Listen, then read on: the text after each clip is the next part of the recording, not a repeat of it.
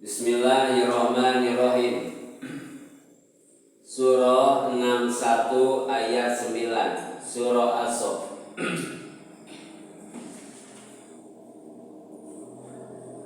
Huwallazi arsala rasulahu bil huda wa dinil haq liyudhhirahu ala dini kullihi walau karihal musyrikun. Huwallazi termasuk ayat ma'rifatullah, mengenal siapa Allah. Allah itu adalah satu zat, arsala rasulahu, yang telah mengutus rasul, bil huda, dengan diberi petunjuk. Rasul yang Allah utus itu membawa petunjuk. Wa dinil haq, dan membawa agama yang benar, dengan tujuan liyudhhirahu ala dini kulli, supaya Rasul menjelaskan agama yang benar. Ala dini kulli, mengalahkan agama yang batil.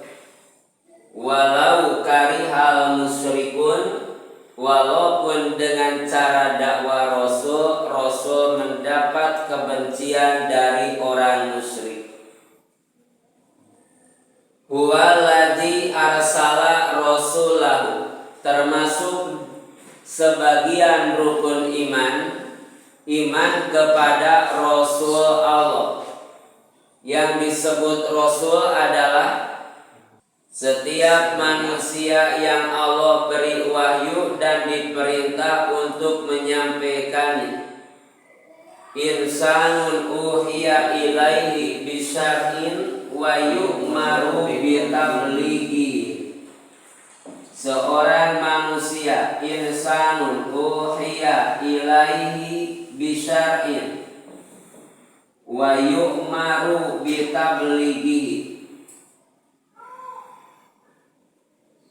Seorang rasul itu adalah manusia, insanun uhiya, yang Allah berikan wahyu kepadanya, bisyar'in, dengan wahyu syara', wa yu'maru bitablighi, dan diperintah untuk menyampaikan wahyu tersebut. Itu adalah rasul. Rasul yang Allah utus ke muka bumi jumlahnya menurut pendapat yang paling besar adalah 315 rasul. Jadi ayat 3 pendapat. Pertama 313, 314, 315. Ini pendapat ulama. Yang harus kita yakini, setiap rasul yang Allah utus ke muka bumi punya satu tugas, yaitu liyudhhirahu ala dini kulli. Harus bisa mendohirkan, harus bisa memperlihatkan agama Allah di muka bumi. Sehingga Rasul yang Allah utus oleh Allah diberikan bahan untuk menyampaikan agama Allah yang disebut bil huda, petunjuk. Yang disebut dengan bil huda adalah Al-Quran kalau untuk Rasulullah Sallallahu Alaihi Wasallam. Jadi Al-Quran itu merupakan petunjuk yang Rasul Allah sampaikan kepada manusia. Maka ketika kita ingin tahu di mana letak dinil haq, di mana letak agama yang benar, maka kita harus kembali kepada Al-Quran. Al-Quran itu dengan kalimat Arab. Al-Quran itu dengan kalimat berbahasa Arab. Kenapa? Karena Rasul yang Allah utus pun lahirnya di Arab, dan umat yang Rasul dakwahi itu semuanya berbahasa Arab. Dalam surah Ibrahim surah 14 ayat keempat, di sana Allah Subhanahu wa taala berfirman, "Wa ma arsalna mir rasulin illa bilisani qaumihi liyubayyina lahum." Dan kami tidak mengutus seorang rasul kepada kaumnya kecuali memakai bahasa kaumnya. Untuk apa? Liyubayyina lahum, supaya rasul yang diutus itu menjelaskan tentang risalah Allah kepada mereka dengan bahasa mereka.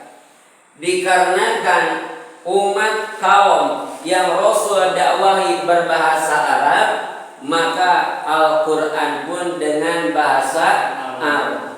Kalau kita hari ini ingin menjadikan Al-Quran sebagai petunjuk, berarti harus ada usaha untuk memahami makna yang terkandung dalam Al-Quran. Wa dinil haq, ketika manusia kembali kepada Al-Quran, maka akan menemukan dinul haq, agama yang benar. Jadi agama yang benar itu akan kita temukan ketika kita kembali kepada Al-Quran. Jangan mengharap kita akan memahami mana dinul haq kalau kita tidak kembali kepada Al-Quran. Hari ini manusia itu alhamdulillah mengakui Al-Quran sebagai petunjuk hidupnya. Cuma yang kurang pemahaman tentang Al-Quran. Jadi kita harus bisa berusaha memahami apa yang ada pada Al-Quran, dipahami dengan ilmu. Karena dalam Al-Quran ada yang disebut mawatinun nuzul, tempat turun ayat. Dalam Al-Quran ada yang disebut dengan asbabun nuzul. Kalau mawatinun nuzul, tempat turun ayat. Kalau asbabun nuzul, sebab-sebab turun ayat. Mawatinun nuzul, tempat turun ayat Al-Quran dua. Pertama, ada yang turun di kota Makkah. Yang kedua, ada yang turun di kota Madinah. Tidak setiap ayat Al-Quran yang turun di kota Makkah disebut ayat Makkiyah, dan tidak setiap ayat yang turun di kota Madinah disebut ayat Madani. Yang disebut dengan ayat Makkiyah, satu ayat yang diterima oleh Rasul ketika Rasul belum hijrah. Sebelum hijrah Rasul dari Makkah ke Madinah, Rasul menerima ayat, maka itulah yang disebut dengan ayat Makkiyah. Kalau ayat Madani, satu ayat yang diterima oleh Rasul setelah Rasul berada di kota Madinah. Jadi setelah Rasul hijrah, Rasul menerima ayat, maka itu disebut dengan ayat Madani. Setelah hijrah, Rasul menerima ayat, tapi posisi Rasul berada di kota Makkah, maka ayat tersebut disebut dengan ayat Madani. Kenapa? Karena diterima oleh Rasul setelah Rasul hijrah. Yang kedua, ada yang disebut dengan asbabun nuzul, sebab-sebab ayat tersebut diterima oleh Rasul. Sehingga Rasul menerima Al-Quran dengan ayat terakhir Al-Ma'idah ayat ketiga, Al-Yauma akmaltu lakum dinakum wa asmamtu alaikum nikmati wa raditu lakumul Islam madina, yang diterima oleh Rasul ketika Rasul berada di kota Makkah. Ini disebutnya ayat Madani. Kenapa? Karena diterima oleh Rasul setelah Rasul hijrah. Nah, ini yang disebut Al-Quran. Jadi Al-Quran itu satu petunjuk Allah Allah yang diturunkan kepada Rasulullah dengan tujuan supaya Rasul menyampaikan kebenaran Al-Quran kepada umatnya. Kita hari ini berarti ada tugas. Pertama, baca Al-Quran, pahami Al-Quran, amalkan isi Al-Quran. Setelah kita paham, berusaha untuk mengamalkannya, maka kita harus bisa mendakwahkan Al-Quran. Untuk apa? Supaya manusia berada dalam dinul haq, agama yang benar. Mana agama yang benar? Inna dina indallahil Islam. Agama yang benar hanyalah satu, yaitu agama Islam. Tidak ada pilihan yang lain. Selain Islam, itu agama tidak diridhoi oleh Allah. Apa Islam? Berserah diri semua hamba kepada Allah Sang Pencipta. Itu namanya Islam. Kenapa setiap manusia yang lahir dalam keadaan suci? Dikarenakan berada dalam fitratul Islamiyah, dalam suci keislaman. Kapan manusia berserah diri semuanya kepada Allah? Pertama, ketika manusia ada di alam yang disebut dengan alam ruh. Seluruh manusia menyatakan bahwa Allah sebagai Rabb-Nya. Sehingga ketika lahir ke dunia, kata Rasulullah, kullu mauludin yuladu ala fitrah. Setiap yang dilahirkan ke dunia berada dalam keadaan suci. Ini disebut dengan fitratul Islamiyah, karena semua manusia sudah mengakui Allah sebagai Rabb ketika di alam ruh yang disebut dengan syahadatun rububiyah, persaksian manusia tentang rububiyah Allah. Jadi seluruh manusia ketika lahir ke dunia berada dalam keadaan fitrah, suci. Hari ini berada di dunia untuk apa? Untuk meneruskan kesucian yang Allah berikan kepada diri kita ketika lahir.